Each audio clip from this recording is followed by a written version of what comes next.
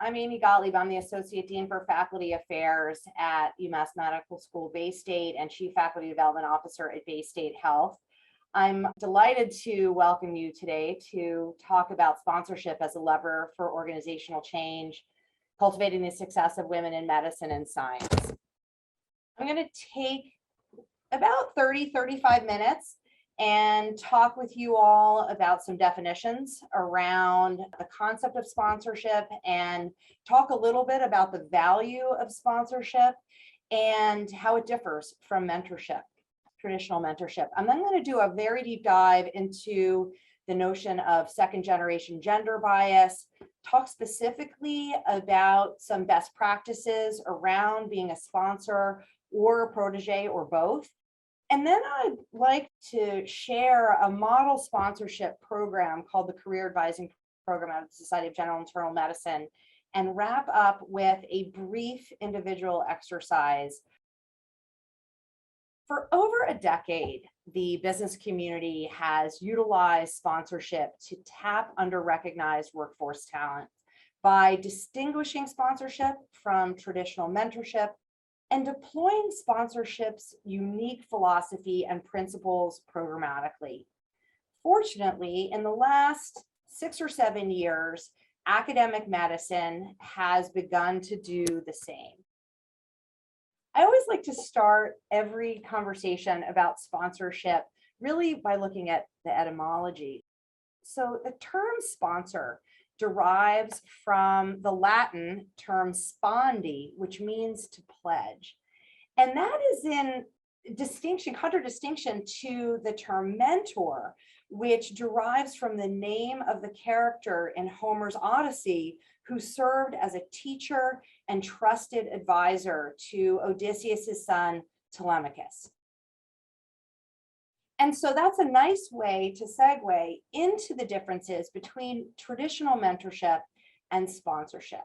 So as many of you likely are aware, traditional mentorship tends to center on personal and professional development. It's about skill building and goal setting. A mentor is somebody who provides feedback and expertise and whose impact, if you really think about it, does not depend on rank or position. Sponsorship, however, focuses squarely on enhancing the visibility, the credibility, and the networks of individuals. A sponsor is somebody who facilitates recognition and access, and whose impact does depend on position or organizational influence. Now, the business community, as I alluded to up front, has known about and published about the concept of sponsorship for years. And one of the elements of that literature is that there is a limitation to mentorship in terms of supporting upward career mobility because of mentorship's traditionally narrow scope. So for example, around a research project and its focus on mentee behavior. Sponsorship directly targets career advancement because it's anchored in a sponsor's awareness of organizational structures and opportunities, and its focus is persuading institutional decision makers to see a protege's capabilities. I love this Venn diagram. It was published a couple years ago by some close colleagues of mine at Hopkins, and it is a nice way to pictorially depict the similarities and differences between these two very important endeavors. And I'd like to point out two distinctions in particular.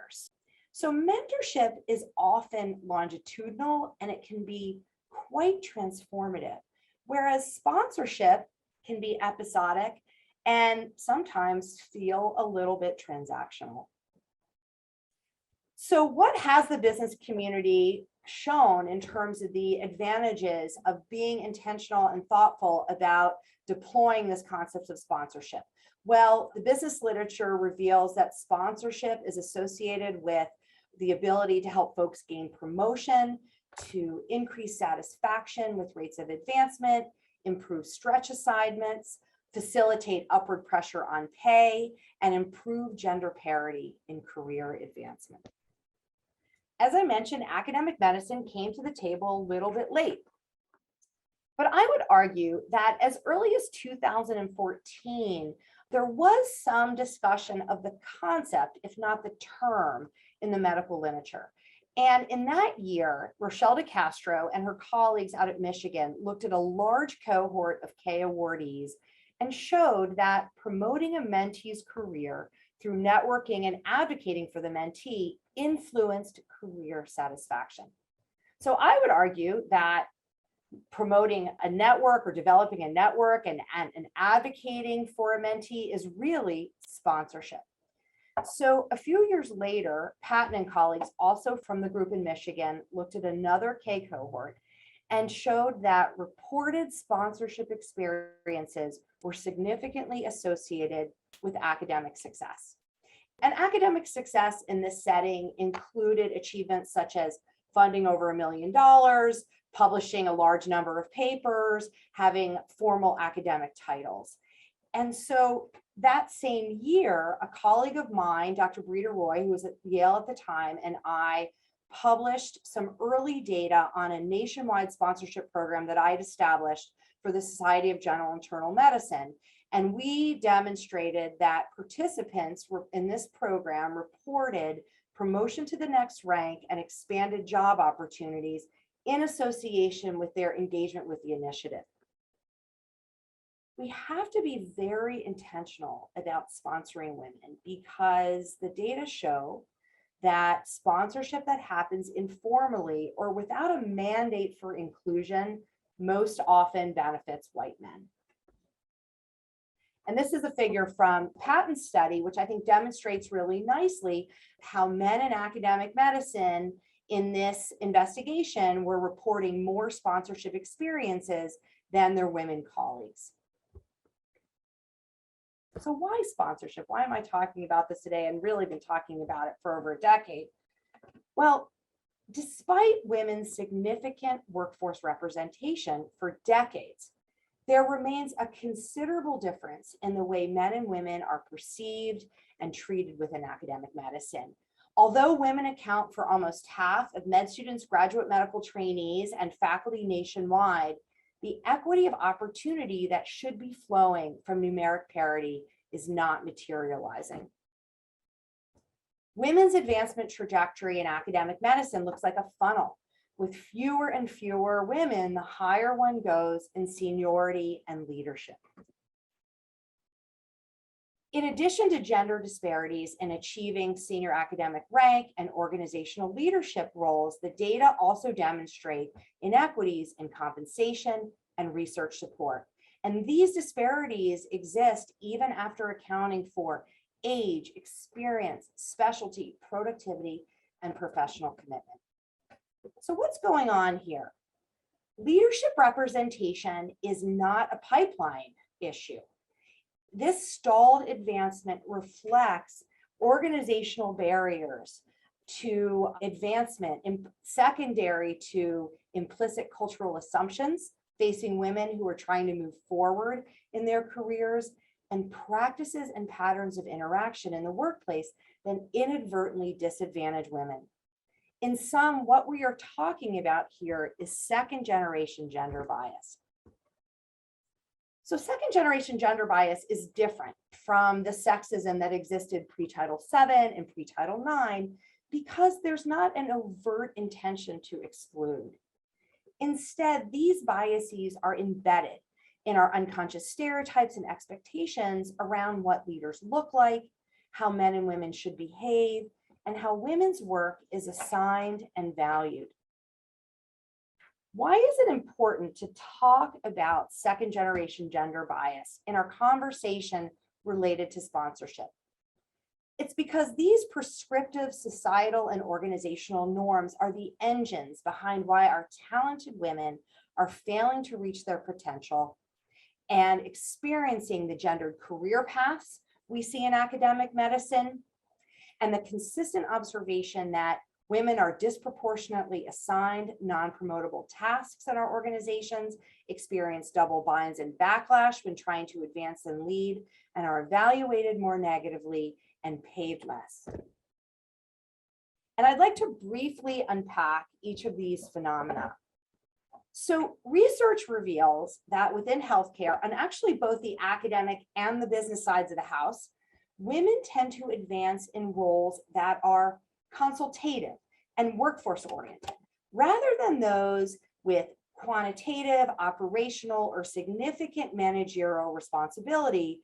And these are the roles that are often the batter up positions for the highest level leadership, so the dean or the CEO roles. The data show that in academic medicine in particular, senior leadership roles tend to fill along traditional stereotypical lines, with women advancing to decanal roles in faculty affairs or in student affairs rather than those in research affairs or clinical affairs. Similarly, emerging evidence shows that women trainees continue to be directed towards certain specialties like pediatrics that require traditionally feminine attributes and away from more procedural or technical ones like ortho. This phenomenon is called occupational gender segregation, and it has tremendous implications for women's career opportunities and compensation within our profession.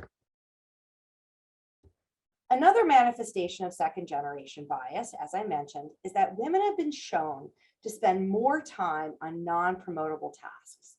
This is work that has little visibility or impact, work that benefits the organization for sure, but doesn't contribute to performance evaluation or metrics for advancement. This is institutional housework.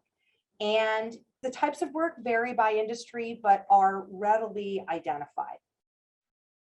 There's also some interesting research on volunteerism in mixed gender groups, showing that women are more likely to volunteer than men, women receive more requests to volunteer than men, and women are more likely to say yes when asked to volunteer. So there is this implicit understanding that women will raise their hands in the workplace to carry out citizenship tasks more so than their male colleagues. Last but not least, I'd like to talk about the double binds for women wanting to advance in their careers and who behave like traditional leaders. So women are often expected, because of implicit expectations around their behaviors, both organizationally and society writ large, are often expected to be directive, yet participative, decisive, yet caring, executive, yet approachable. What's driving this phenomenon? Well, there are long-held, long-standing cultural expectations and unconscious stereotypes that women are nice and caretaking and other-focused, whereas leaders and high performers traditionally are expected to be decisive and assertive and independent. And there is a very well-described phenomenon in the literature known as the likability paradox, which reveals a backlash when one's behavior violates these gender stereotypes. There is indeed a social penalty in the workplace for women who behave like traditional leaders. And this impacts how they are described and evaluated, with tremendous consequences for upward career mobility. This likability paradox was highlighted nicely in a study described a few years ago in Harvard Business Review, in which investigators looked at 81,000 performance evaluations at the US Naval Academy, both men and women, and showed that women were evaluated more negatively despite no gender differences in objective measures such as grades, fitness scores, and class standing. Women were also judged less competent than men of equal qualification and were assigned more negative attributes. The most commonly used positive term to describe men was analytical. To describe women, it was compassionate. Now, you may say to yourself, analytical, compassionate, each of these is a positive term, but which is more valuable from an organizational standpoint? Analytical is task-oriented. It speaks to an individual's ability to reason, to interpret, to strategize. So when considering whom to hire, whom to promote, whom to compensate, which person, which attribute is going to take the prize? I'd like to take a couple of minutes to talk about how the gender pay gap is a crucible in which all these forces of second generation gender bias exert their influence. In this country, women physicians are paid 72 cents in the dollar compared with equally talented male counterparts.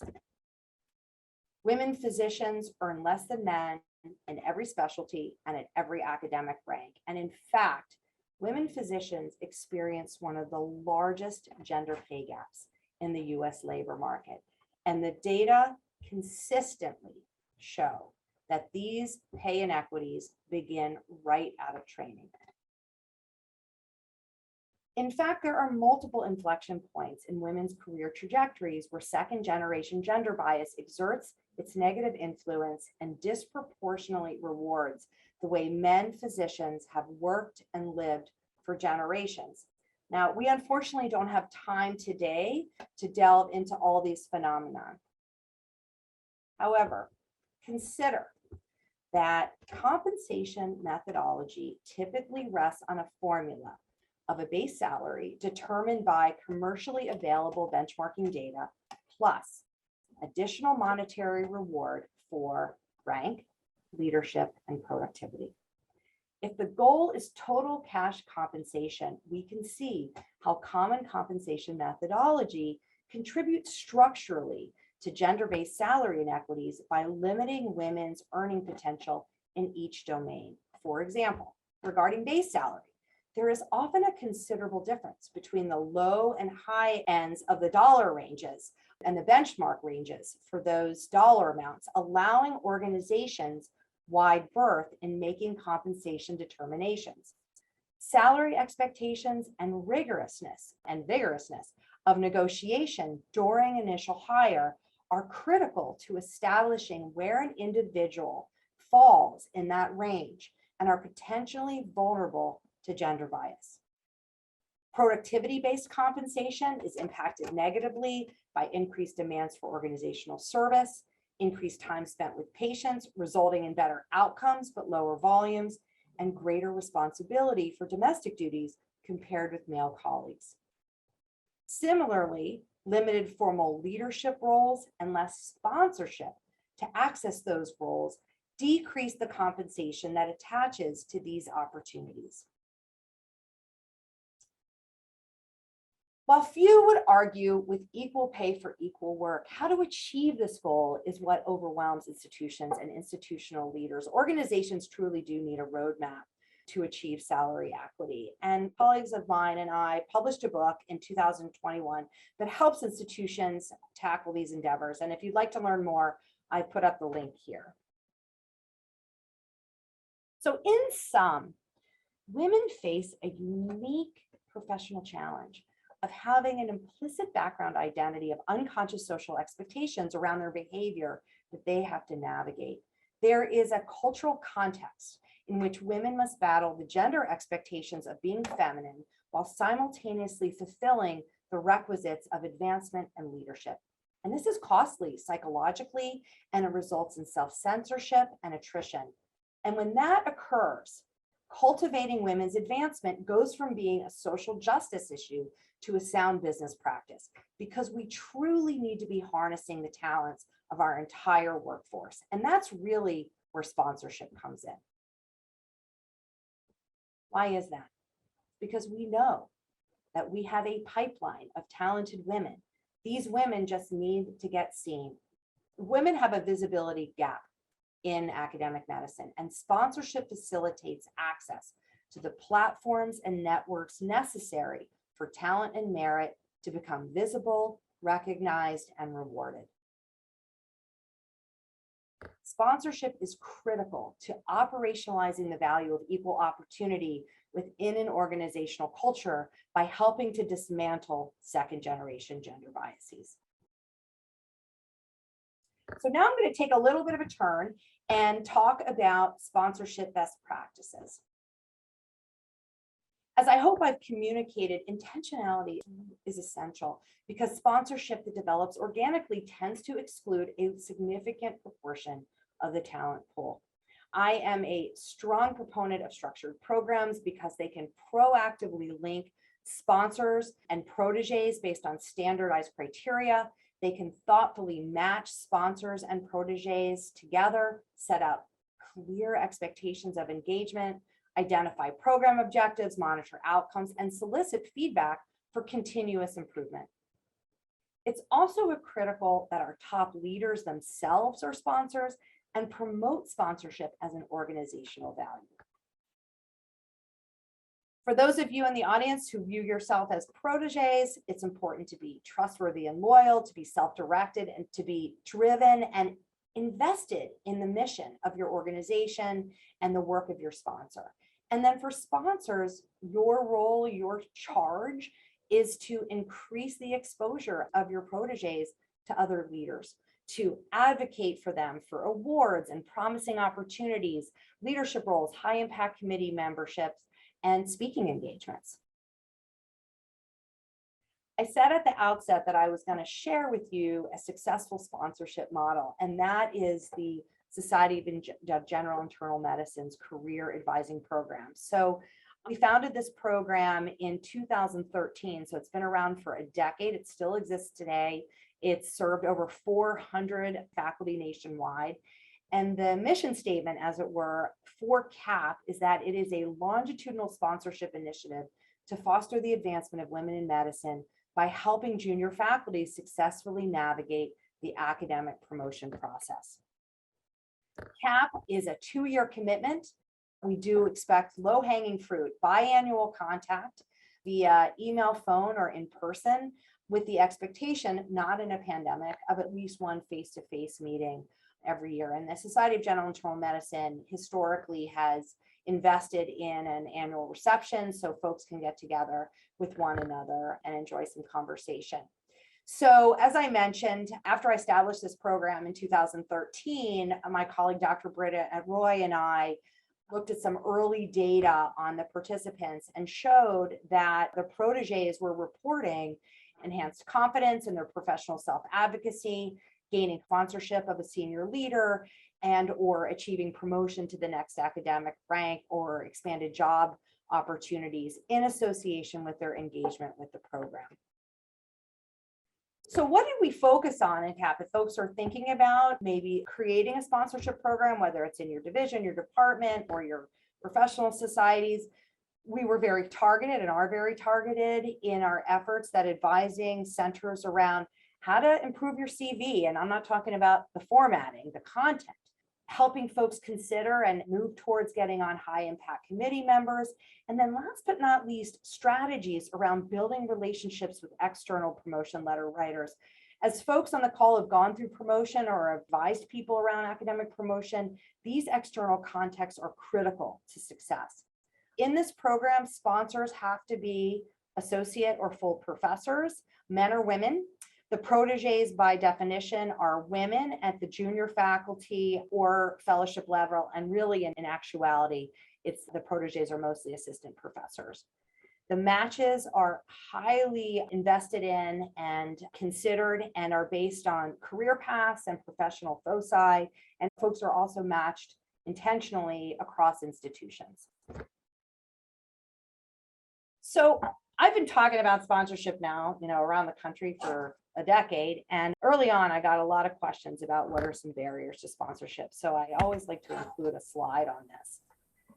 So I think the most common barrier to sponsorship is not recognizing our own organizational influence. I would argue that almost everybody can sponsor someone. We all have a network that we could open up for others to benefit from. A habit or lack thereof, concerns about favoritism, concerns about using one's political capital, trusting someone enough to go to bat for her, competition, or not recognizing the talents of those who don't look like us. So to support you in this endeavor of sponsoring or being sponsored, I would like to take a couple of minutes, promise it won't be too long, for a self-reflection exercise. And in particular, I'd like folks who consider themselves sponsors, and you can be both, by the way, sponsor and a protege. I am myself a sponsor and a protege. And I'd like you to think about whom could you sponsor, why would you sponsor, and how could you sponsor? And then for individuals who want to think about the protege role, I'd like you to consider and identify what would you want to be sponsored around and how would you go about asking a sponsor for support. And so I've done this kind of Mad Libs thingy here. So if you can just think about what your ask would look like. Currently, I am X, my goal is to be Y, and I would need Z to do, I guess, A, and I'd like your help with that.